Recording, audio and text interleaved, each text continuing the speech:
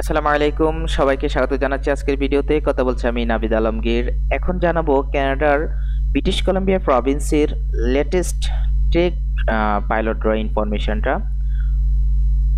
এই ড্রটি হয় 15 ডিসেম্বর 2020। এখানে কোন কোন ক্যাটাগরি, কত পয়েন্টে, কতজনকে ইনভাইটেশন করা হয়েছে সেটা আমি আপনাদেরকে দেখাবো, এবং কোন কোন এনওসি, কোন কোন প্রফেশনের লোক এই টেক পাইলট ড্রতে রয়েছে।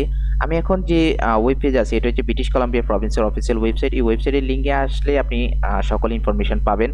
তবে আমি আর একটু বিস্তারিতভাবে এক্সেলে সাজিয়েছি এখানে কোন কোন এনওসি রয়েছে এটার মধ্যে, সেটা কিন্তু এই ড্রতে নেই।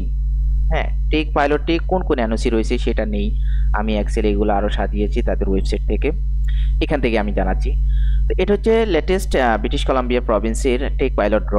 এখানে টোটাল 92 জনকে ইস্যু করা হয়, এবং এটি ড্র হয় 15 ডিসেম্বর 2020। কোন ক্যাটাগরিতে? এখানে দুটি ক্যাটাগরি, একটা হচ্ছে স্কিল ইমিগ্রেন্ট আর একটা হচ্ছে এক্সপ্রেস এন্ট্রি।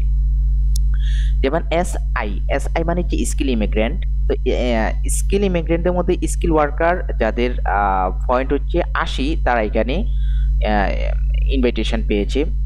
আবার স্কিল ওয়ার্কারের মধ্যে ইন্টারন্যাশনাল গ্র্যাজুয়েট, তাদের মিনিমাম স্কোর হচ্ছে 80। Express entry British Columbia skill worker, তাদের পয়েন্ট হচ্ছে 80।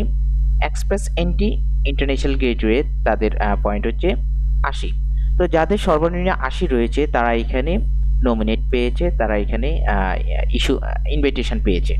হ্যাঁ, তো এখানে টোটাল ইনভাইটেশন করা হয়েছে 92 জন, আর 4টি ক্যাটাগরিতে ইনভাইটেশন ইস্যু করা হয়। প্রত্যেক ক্যাটাগরিতে এখানে মিনিমাম স্কোর ছিল 80।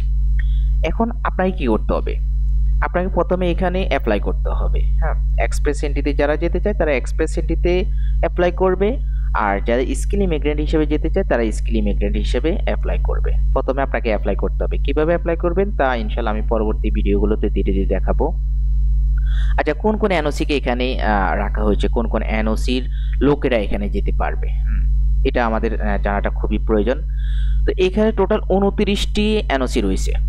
এই প্রোগ্রামের অধীনে টোটাল 29টি এনওসি রয়েছে।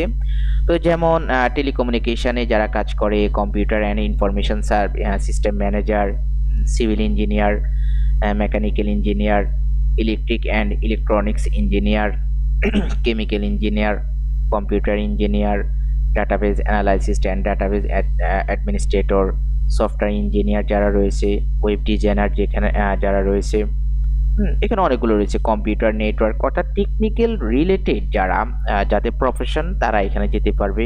অথার অ্যান্ড রাইটার, এডিটর রয়েছে, ট্রান্সলেটর। হ্যাঁ, অনেকেই প্রশ্ন করে যে ভাই আমি তো টাইপিং কাজ করি, আমার কোনো একটি প্রোগ্রাম আছে কিনা, বা আমি কোন প্রোগ্রামে অ্যাপ্লাই করতে পারবো। তো অ্যাকচুয়ালি তারা টেক রিলেটেডগুলোতে তারা কাজ করতে পারবে। যারা ব্রডকাস্টিংয়ে কাজ করে তারা এখানে কাজ করতে পারবে, গ্রাফিক্স ডিজাইনাররা এখানে অ্যাপ্লাই করতে পারবে। তো অ্যাকচুয়ালি ড্র ইনফরমেশনগুলো দেওয়ার কারণ হচ্ছে যে আমাদের অনেকেই জানে না তার প্রফেশন অনুযায়ী সে কোন প্রোগ্রামে পড়ে, বা কোন প্রভিন্সে কোন প্রোগ্রাম চালু আছে, কোন প্রভিন্স কোন প্রোগ্রামের অধীনে এনওসি গুলোকে রিসিভ করে, সেই বিষয়টা জানানো। তো এই যে এলিজিবল অকুপেশন দেখতেছেন, আমি এটা লিস্টটা ভিডিও ডিসক্রিপশনে দিয়ে দেবো, আপনি একটু দেখে নেবেন 29টার মধ্যে আপনারটা আছে কিনা। যদি থাকে তাহলে আপনি এখানে ওয়েবসাইটে আসবেন। ওয়েবসাইটে আসার পরে আপনি এখানে একটু ঘাটাঘাটি করলে বিস্তারিত দেখতে পাবেন, কিভাবে অ্যাপ্লাই করতে হয়, কিভাবে প্রোফাইল খুলতে হয়, হ্যাঁ, অ্যাকাউন্ট ক্রিয়েট করতে হয়, সকল ইনফরমেশন দেখতে পাবেন। তো এই হচ্ছে যে পুরো বিষয়টা। সবাই ভালো থাকবেন, সবাই সুস্থ থাকবেন। আল্লাহ হাফেজ।